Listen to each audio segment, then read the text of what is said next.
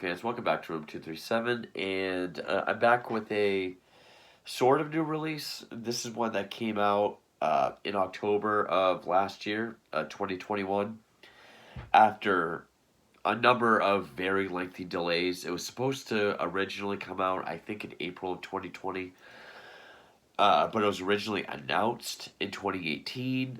I first heard of it, I think, towards the end of 2019, early 2020, as an upcoming 2020 film.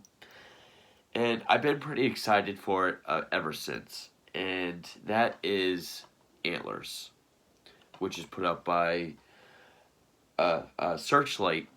And I say that because the first thing I ever heard of this, when I found out about it, was I just saw a poster. And I think the original poster was just all black. It didn't have the kid in it. And it was just like the antlers. And I got kind of A24 or IFC vibes just off that poster. So I was fairly excited for it. And then I read the short synopsis. And it sounded like a folk horror kind of film. Maybe feeling like an A24 film, which it kind of does. But like a more mainstream release of like an A24 film. And I know, not that it's polarizing, but I guess it's kind of divisive because I guess a lot of people, when they first saw the trailer or the poster, they were very excited for it. And then they had to wait so long because of COVID for it to actually become released that they were kind of let down. But I really enjoyed this film. And I think as far as like a mainstream, wide release horror film, this is probably one of the better ones I've seen in a while, especially for like a supernatural one. Which, come to think of it, since all I really see are ones that come out physically or ones that you can find on Hulu or Netflix, I don't even really know anymore what gets released theatrically or not. But as far as I know, ones that were released in theaters, this is probably the best I've seen in a while. And it was directed by Scott Cooper, who, as far as his works go, I've seen but don't remember much from Out of the Furnace. I remember it being very depressing and bleak. A Black Mass, which is still my favorite Johnny Depp film. Probably not the best representation of Whitey Bulger, but still a very good movie. I love Black Mass. I have reviewed that. That has a somber feel to it as well. And Hostels with Christian Bale. I haven't seen. I've heard it's good, but also very bleak. Which is fitting because the overall tone of this film is extremely bleak. It's somber, bleak, at parts depressing and or sad. Of course, it was also produced by Guillermo del Toro. Of course, we all know who he is. Also, David S. Goyer had a hand in producing this. He co-wrote Nolan's Dark Knight trilogy. Awesome. He also co-wrote some of Zack Snyder's DCEU films, which I'm not a fan of, but anyway. And it stars Kerry Russell, Jesse Plemons, Rory Cochrane, Jeremy T. something. It doesn't say his name on here for whatever reason. Thompson, I think it was, who plays the 12-year-old. And Graham Greene, who's been in a lot of things. I remember him as he had a role in The Green Mile. He used to host a true crime show called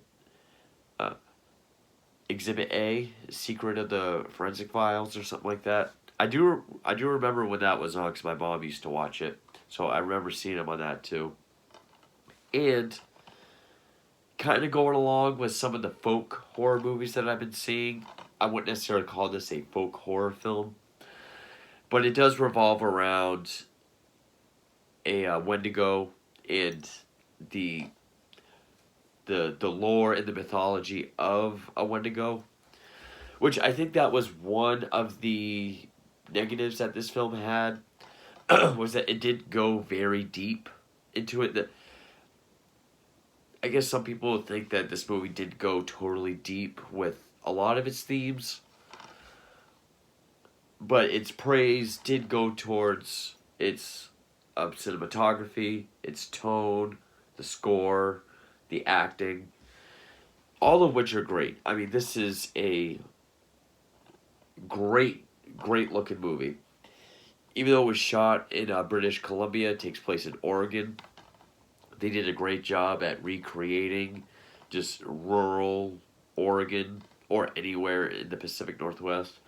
It's got this constant gray, overcast look to it, which really helps the. I'm going to keep saying bleak and somber because that's what it is. but it's also just very well shot. It has just it looks great. So, and because of that, this movie is very rich in of atmosphere. Its atmosphere, its usage of using dread and tension as kind of the focal point of the horror. I'm sure a lot of people were also expecting a more gory kind of creature feature, which it does have its bloody moments, but it's not overly bloody. I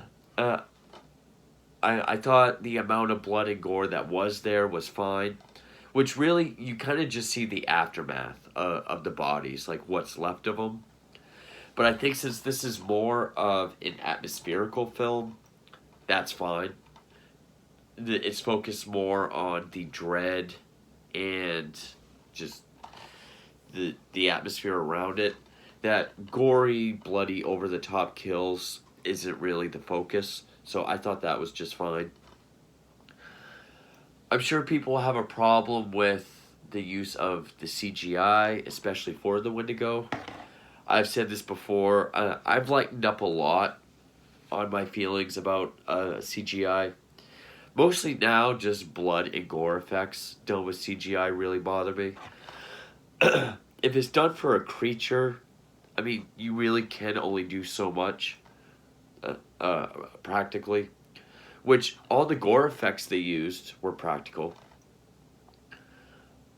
But, even though the Wendigo is CGI, I still thought it looked cool. Most of it was shrouded in shadow, or some sort of mist or fog that I think that really helped it.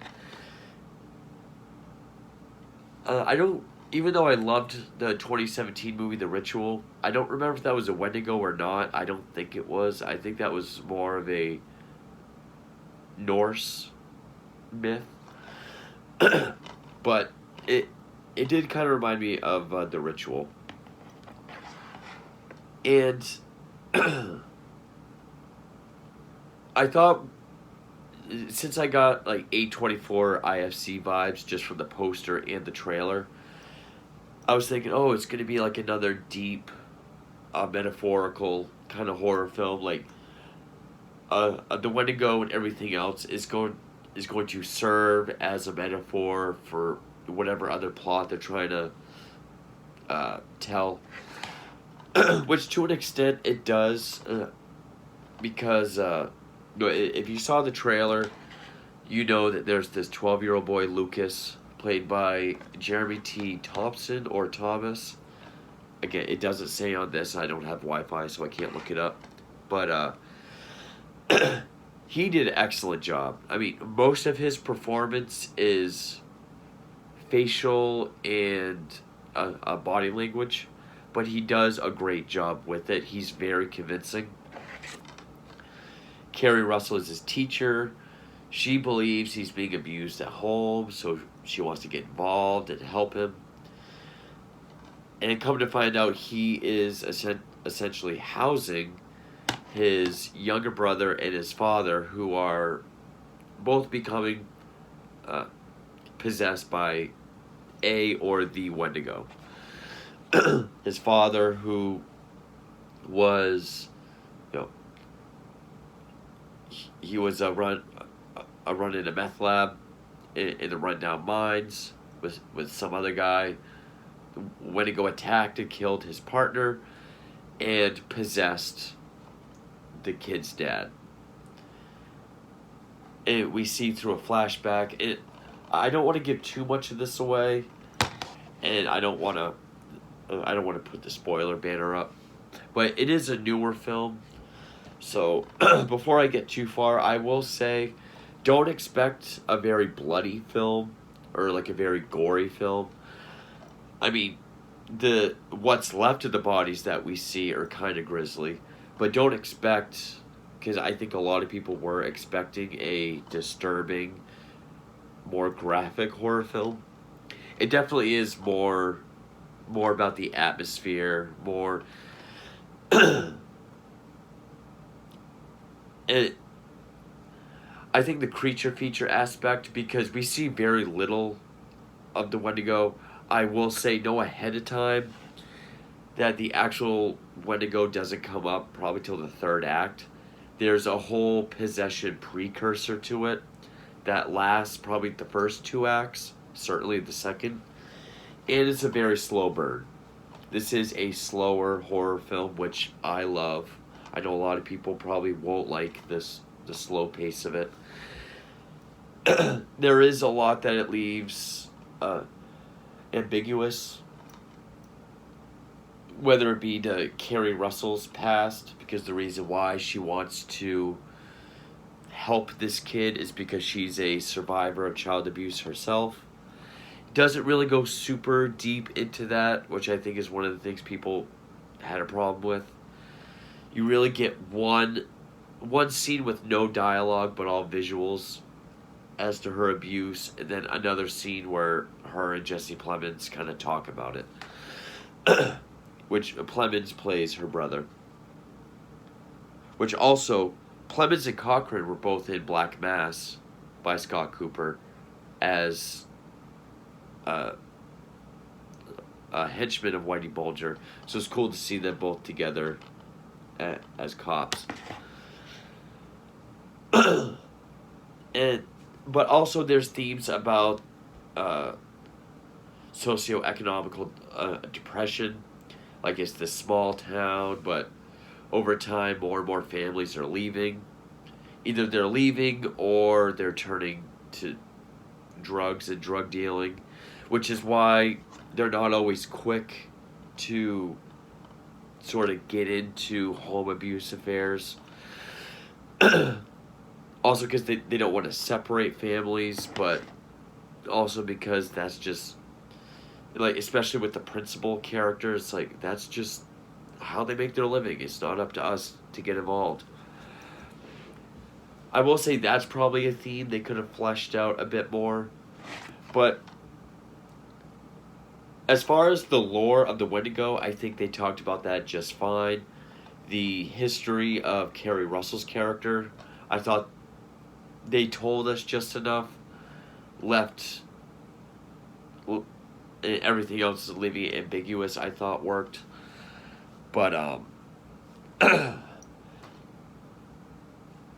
I do think that the metaphor they were going for is how the Wendigo either is or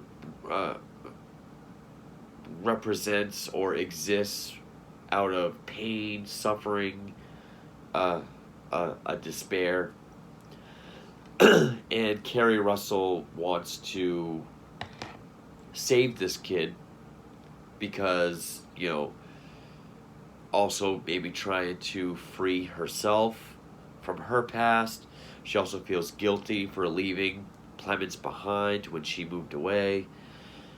So maybe trying to, even in her own mind, kind of redeem herself from that aspect. Maybe that, if they had fleshed that out anymore, it would have just been, them flat out explaining it, which would have taken away the metaphor. So I thought it worked, but there's also the whole metaphor about, I can't remember the exact term, it's something blindness. I don't really want to say denial, but like how this kid wants to help his brother and father. He says they're just sick. They still love me. It's not their fault. Which, when he does say that, it's still very convincing. And yeah, he does have to find roadkill, bring it home, and feed it to him. That he keeps them locked up in the attic. I'm just going to get into spoilers here. So if you haven't seen it, I can recommend it as a good movie. I did think this was good. Is it one of my favorites that have come out recently? No, but I still think it's pretty good. Just know what you're getting into. Know that it's going to be a slower film. Know that just because there's a creature in it, you're going to see it a lot, or that it's going to be very bloody or gory. But you can also see and feel Del Toro's influence, even as a producer. So if you're a fan of his, it's worth checking out. But anyway, spoilers. So, there are some sort of formulaic parts to it as well. I mean, I'm sure there's a number of horror films where someone thinks a kid is being abused, they look into it, they try to help, and there's something much bigger and darker than they could have imagined. The first one that comes to mind would be Case 39 with Renee Zellweger, which is more like Orphan meets, like, not The Exorcist, but like some demon movie. I would say this is much better than Case 39. But, and I'm sure some people have said, I've actually heard some people say, where it's, the Wendigo is a Native American myth, have it be more around Native Americans. There's only one a Native American character, played by Graham Greene, who was the former sheriff. They find this odd-looking antler. They find not just mutilated corpses, but eventually, when the kid's dad, because they have just been eating roadkill, but when he tastes human flesh, that's when the Wendigo bursts out of him, and they find essentially a husk of his skin. That's when the Native American tells him, oh, it's a Wendigo, and here's what it is and how to kill it. And that would be interesting, but they decided to go this route.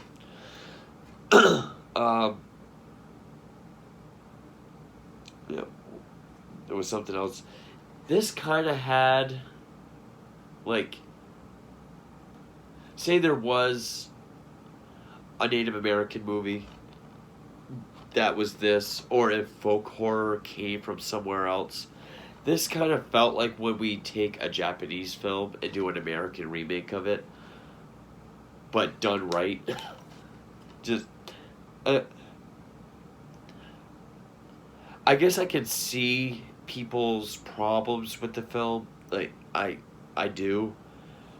But I think that the pros outweigh the cons so much with this.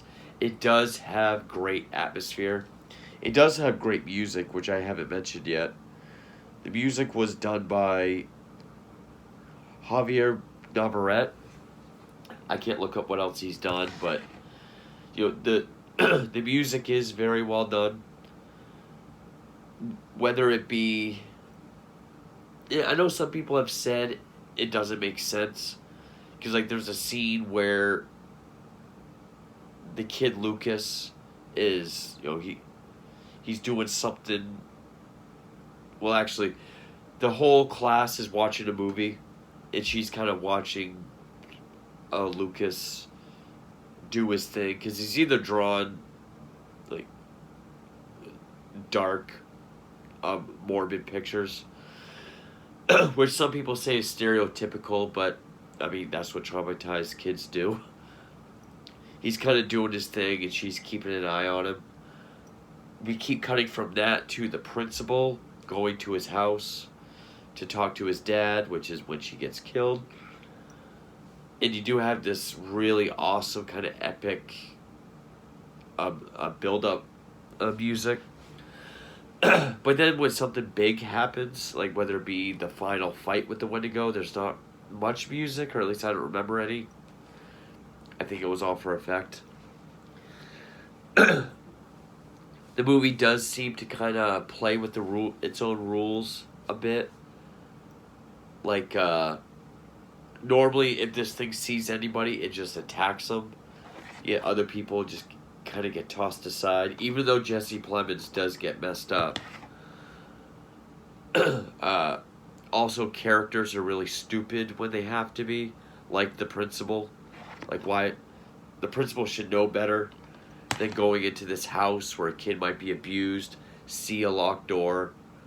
But of course, she hears the younger brother calling for help, so kind of give that to her. I'm sure some people have a problem with the sequel bait ending, which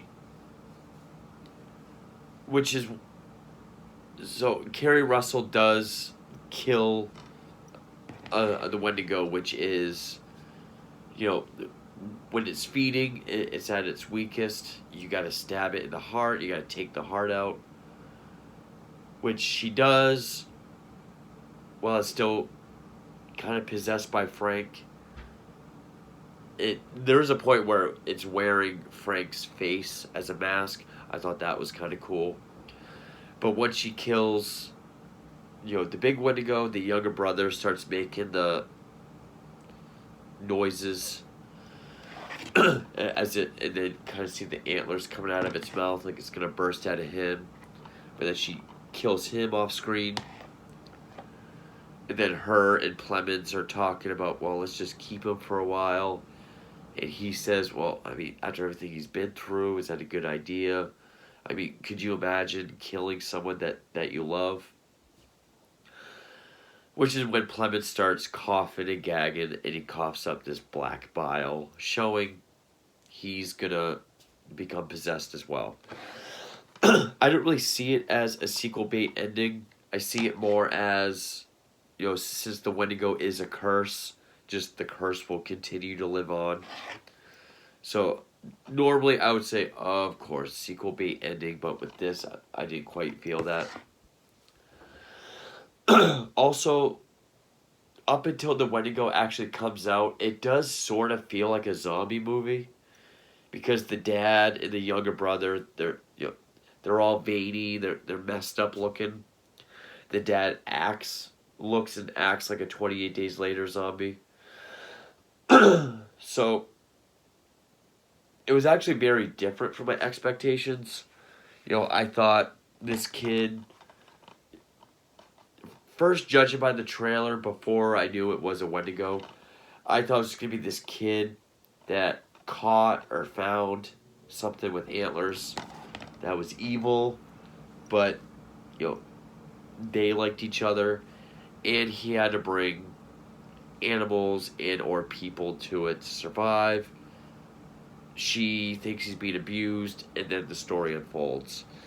I didn't know it was going to kind of go through this zombie or possession-like stage first, but again, the atmosphere and everything really helps this film. The performances really help it. I really commend the young kid playing Lucas. He was very convincing, even if most of his performance was just kind of facial reactions or body language. You really do feel bad for the kid. And yeah, a lot of the deaths are off screen. I mean, you do get to see the principal get her throat ripped out, but the most satisfying one would have been this bully,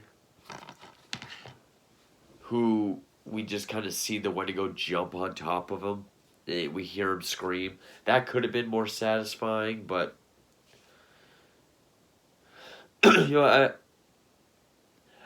guess it's kind of like Spiral.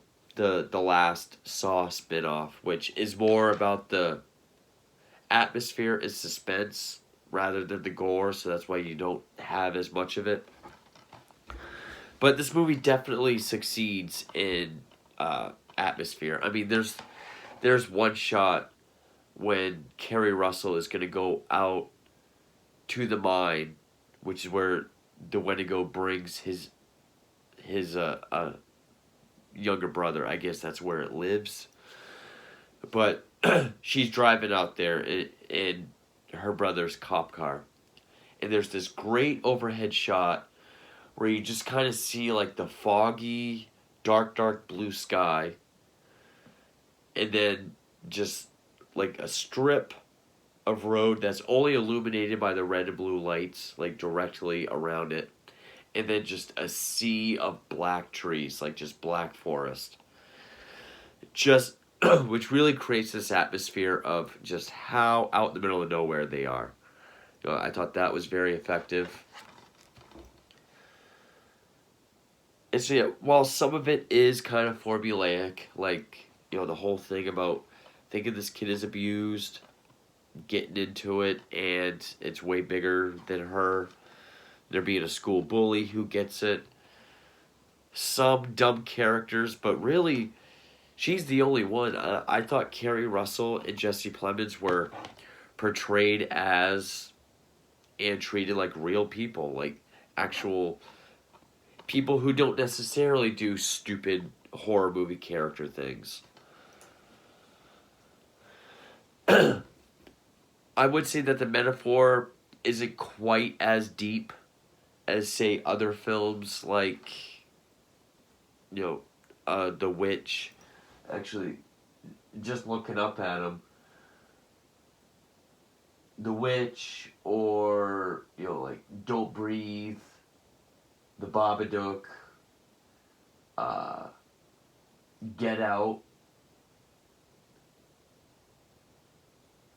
even Hereditary. I would say it was a more effective metaphor than, say, Midsummer. I thought Midsummer was a metaphor that kind of failed. But this, I got and I understood. A victim of traumatic child abuse, feeling guilty on several layers, and still suffering the pain from it. Not just wanting to save this kid, but trying to conquer pain and suffering itself. And yeah, especially for a wide theatrical release film, I thought this was quite effective. Looks great, sounds great. Really cool creature effects. Yes, they were CGI, but I thought the CGI was earned. Uh, Probably could have had more of it. I will say that. And by that, I mean more screen time, not see more of it. Because I actually like that the Wendigo was mostly shrouded by shadow or fog or something. I thought that really made it effective. So even though it was very different than what I was expecting or hoping for, it wasn't a total letdown. Despite the 2 years waiting to see it, I thought it was still plenty effective. So yeah, that is 2021's Antlers. And again, that's a movie you'll probably go on YouTube and see a wide array of different kinds of thoughts and feelings, because it has proven to be pretty divisive, but a lot of people seem to agree on a lot of the same things, like the atmosphere, the acting, etc. But regardless, I enjoyed it, so thank you for watching.